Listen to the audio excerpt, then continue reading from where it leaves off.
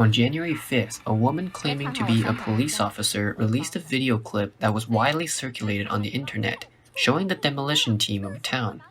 The video shows how the demolition team broke into the house, demolished the villa, and used a fire extinguisher against her. She angrily denounced, "I can't even protect my own village. How can I protect the people's property?" The demolition team in return broadcasted a message saying, "According to the Public Security Management Punishment Law, refusal to enforce and obstruction are illegal and will be handed over to the public security authorities to be dealt with according to the law." She responded, "It is the people's hearts that are being demolished, and it is the ruling regime that is being demolished." Ironically, during the confrontation, Xi Jinping's anti-American aid speech was heard in the background. The Chinese nation cannot be frightened or overwhelmed. The Chinese people cannot be intimidated or crushed. And the Chinese people will not provoke or be afraid of trouble. 我是中华人民共和国警察，我他妈自己的权利我都保护不了了，我怎么来保护人民群众的财产？枪杆子的家都没有了，你们还想怎么样？拆的是老百姓的心，知道吗？拆的是执政的政权，你们。According to Radio Free Asia, the woman's home is in Xiangtang village in Beijing. The village is currently undergoing a large-scale forced eviction of small property rights housing, which refers to housing built and sold on land that is collectively owned in rural and suburban areas of China. It is popular because housing prices in major cities are becoming increasingly unaffordable for many urban residents. But these houses do not have land and premise permits issued by the state, but they face the risk of demolition. According to the information on the internet, more than 500 houses in Xiangtang Cultural Village, which has more than 3,800 small property rights houses, have been designated as illegal structures by authorities. The owners said they were told to move out within 7 days before they were granted administrative review and were ordered by the court to demolish the houses by February 12th of 2021, which is the Chinese Lunar New Year.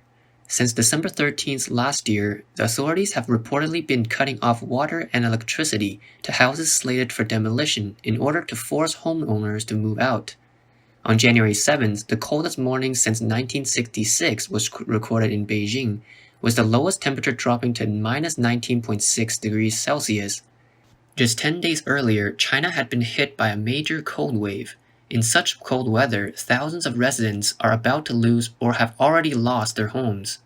The government's action provoked anger among the villagers and strong condemnation from the public. In a video uploaded by the owner of the property, an old Communist Party member on crutches, who claimed to be in his 80s, cried out to security guards wearing red armbands in the courtyard, saying that he had spent his whole life to buy the house for sale by the township government in order to live his old age in peace, and now it was going to be demolished, which was even more distressing than the Japanese occupation.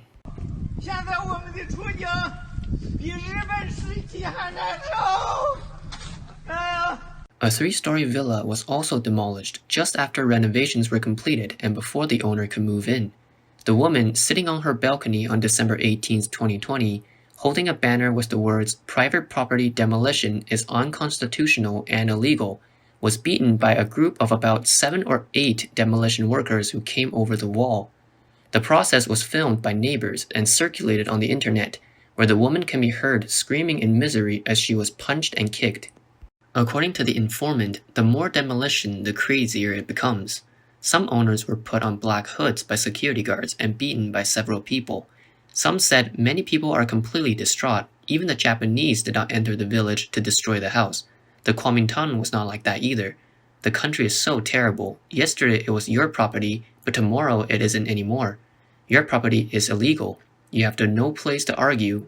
The public prosecutor and the law are their people, so there isn't any role to take.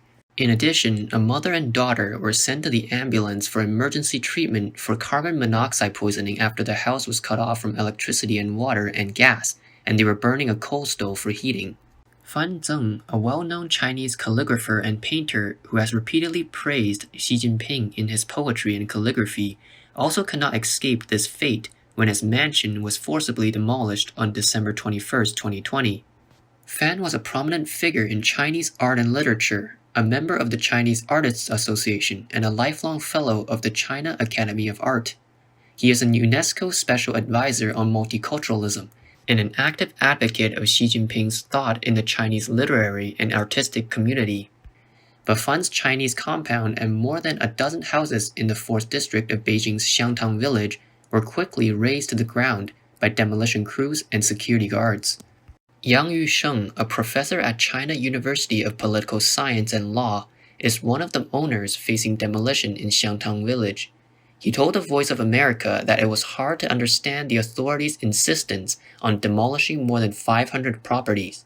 He stated, "It's not legal, it's not in line with the overall situation of stability and unity of the country, and it's not in line with the ruling philosophy that everything is for the people. In short, there's no benefit at all. I don't know why they have to do this." Not long ago, Yang Yusheng wrote in an open letter to the main leaders of China University of Political Science and Law that his current residence, quote, "is the location of the house base of Xiangtang village, so the nature of its land is not in question. The purchase contract signed not only has the official seal of the village committee, but also the official seal of the Cuicun Township People's Government, and the collective land construction land use certificate issued by the Changping District Land Bureau, so it should be protected by law." Some rights owners posted online that Yang's advocacy actions led to the authorities cutting off water and electricity in retaliation. This doctor of law was trapped in his cold home and announced a hunger strike in protest. Professor Shen Hong, former director of Beijing's Tianzhe Institute of Economic Research, a private sector institute with liberal and reformist leanings, was forced to close its doors more than a year ago. He has long been concerned with land issues and small property rights in China, and has studied the issue of forced demolitions. Sheng's house in an old Beijing courtyard in Huairou district was demolished 3 months ago.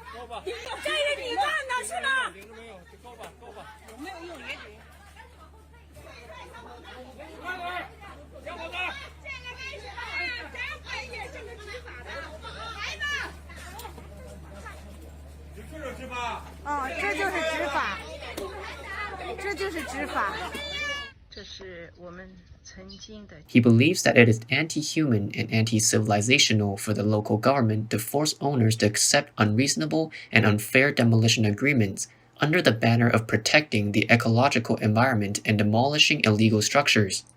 In a tweet, Sheng Hong wrote, "It is now winter, -8 at night. They want to illegally demolish the homes in Xiangtang at this time, which is really outrageous. As far as I know, at least 1/3 of the people in Xiangtang only have one home. If they demolish their homes, it will be a humanitarian disaster that has never happened in the past. They are only making the decisions themselves, without any negotiation with the public, not even an administrative review in court, but just like that in the middle of winter when the epidemic is serious. This is so outrageous." World Human Rights Day was December 10th. Thousands of demolition workers dressed in black and security guards wearing red armbands reportedly entered Xiangtang village along with large machinery. Mr. Jin, a homeowner who was on the scene, told Voice of America that he was witnessing what he called a fascist-style demolition, when men in black broke into 2 unoccupied homes and started moving things out, preparing them for demolition. He said they don't want to give compensations, so they put the label of illegal construction, taking advantage of the law and then carry out a fascist-style demolition.